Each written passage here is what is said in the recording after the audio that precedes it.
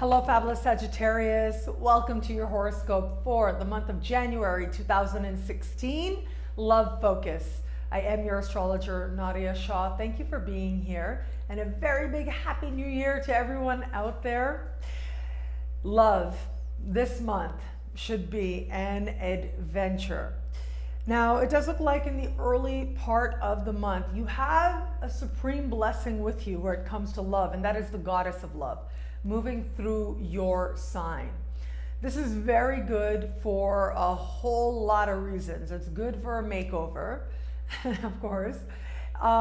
It's good for shopping, making some really good choices all around.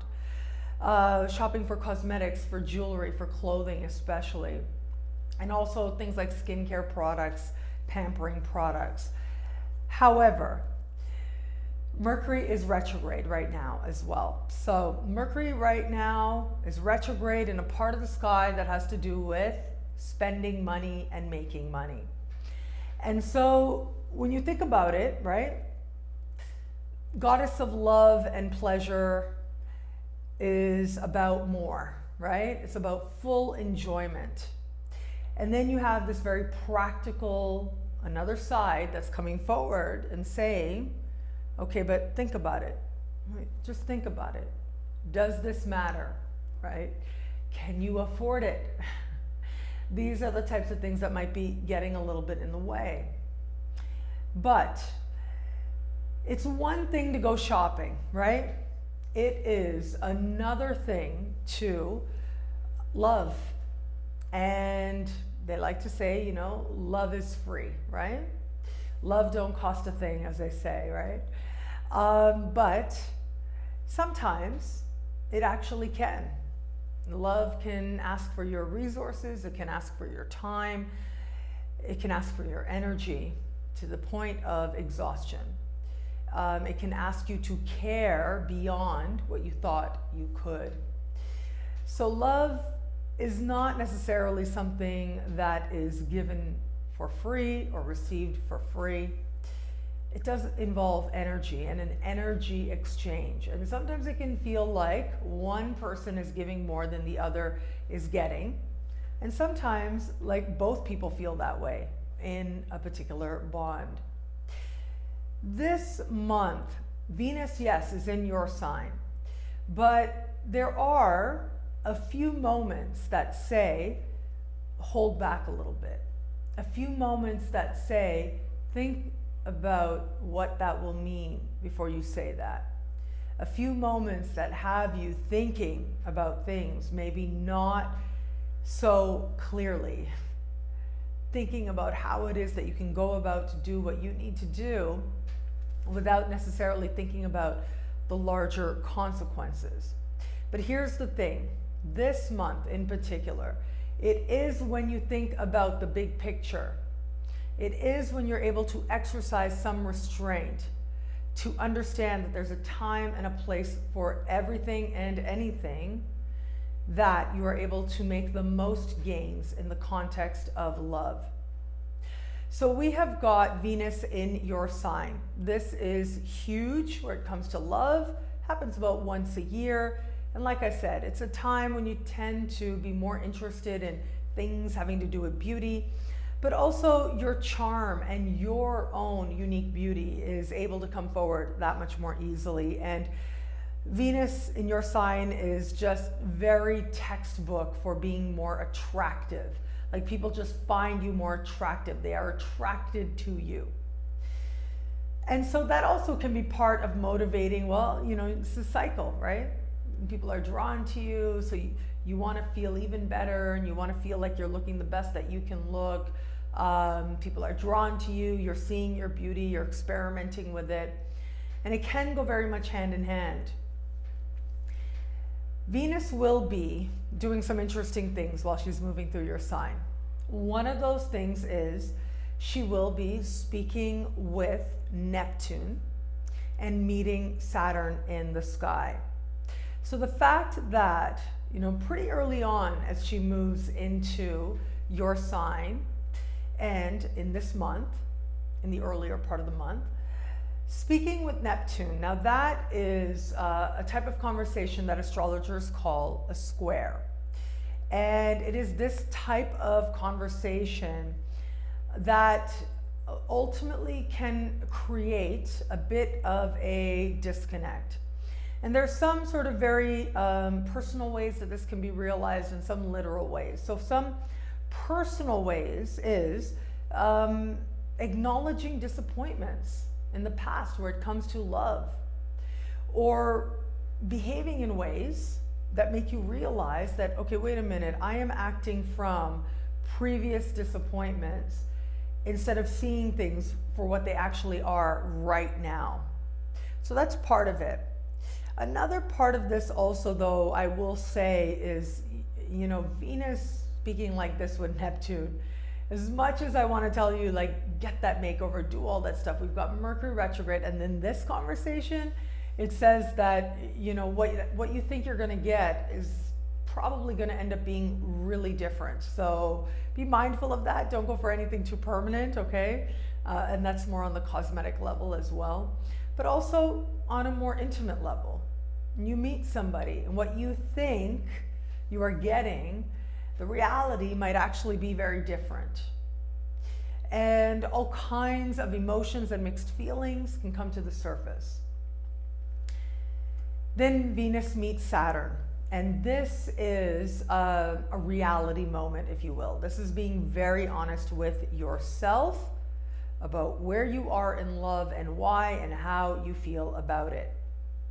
And then Venus moves on mid-month and speaks in supreme harmony with Uranus, granting us a fresh opportunity, a fresh start, a fresh beginning, feeling like anything is possible, and feeling and knowing and experiencing extremely positive turnarounds in just about, in many, but yes, just about every area of life.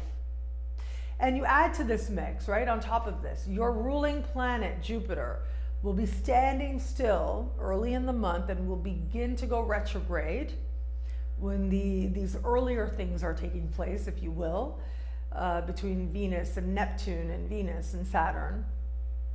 So your own ruling planet is sort of stopping, right? It's your representation in the sky. So it's like saying, okay, stop, go back, reflect, think what really matters, who you really are, what you really believe. This month, I do believe having Venus in your sign, while, all else being equal, should be a nice, easy ride. For you, not necessarily.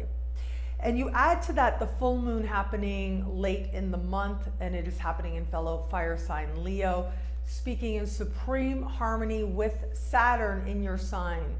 And this tells me that all that work and uncertainty and disappointment and confusion and not really knowing and feeling like having to face your past, feeling like love is heavy, it's too demanding, it asks for too much, love is best avoided, all of these things, whatever beliefs are there, they're all going to come to the surface.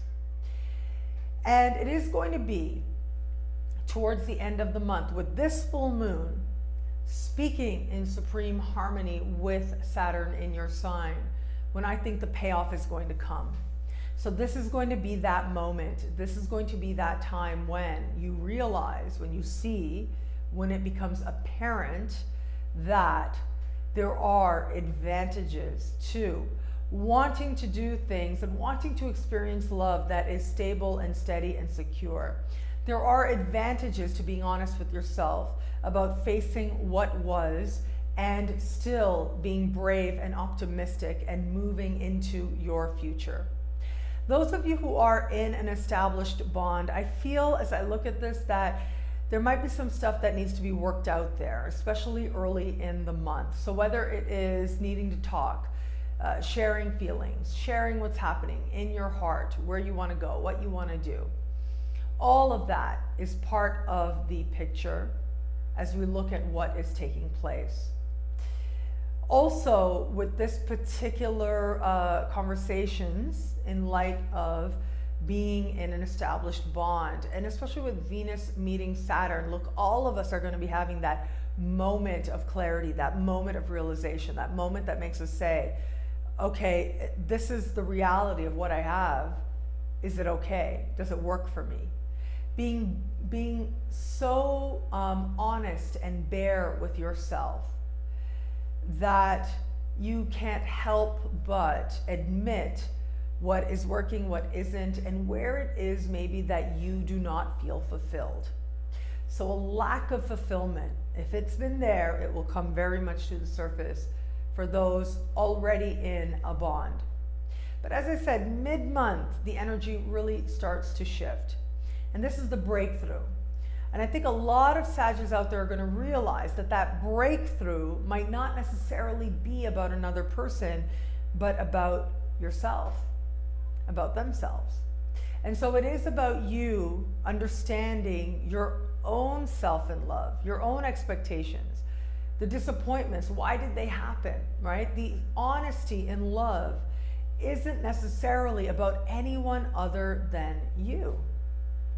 It actually has to do with how you are perceiving yourself and your options and your opportunities and what it is that you desire in love. Is it realistic? You know, is it someone to sweep you away? Or rather, is it that you are getting to understand that it is the work of having an established bond, the relationship itself, that is the reward? And with the full moon, it is going to be commitment and long-term, like knowing someone is there for you long-term, that is going to end up being most meaningful for you. Those of you who are just getting to know somebody or even open to meeting somebody new, I do think that some of those truths are going to feel a little bit more serious, and especially Venus meeting Saturn. It tends to be, look, Saturn very traditionally is thought of as limitations and restrictions. So there can be a feeling of limitation and restriction where it comes to matters of heart and love, but it will leave as quickly as it came. And particularly with this shift of energy, a dramatic turnaround of energy with Venus speaking with Uranus, it does suggest to me very strongly that you start to sense that a new day is dawning and that whatever happened in the past can be left in the past, that it doesn't have to determine what love can be today. And it might just be a simple flirtation, one moment that makes that evident to you. The full moon is when the real magic happens. Yes, in mid-month, Venus speaking with Uranus is really good all around for meeting someone new, for wanting to experience the love or the love again. It's really great for all that, but it's Uranus. It'll surprise you. It'll show up out of nowhere. It is going to be the full moon, though, that reinforces your belief in love and that you actually do deserve love, which you do, of course. It is going to be at that full moon that you sense and you feel the best of you coming forward, the best of you getting clearer as to who you are and what it is that is going to bring you a sense of inner satisfaction and inner stability. The answer might actually surprise you, and the answer might actually have nothing to do with anyone else. It might, but it likely won't. Chances are, as you admit the fullness of your feelings, and most importantly, especially for a Sag, take responsibility for your happiness, you will find that the path to love not only becomes that much more clearer, but also gets a lot more fun, gets a lot more steady, and allows you to move towards the steadiness and the stability and the security of the kind of love that you most desire to move towards next.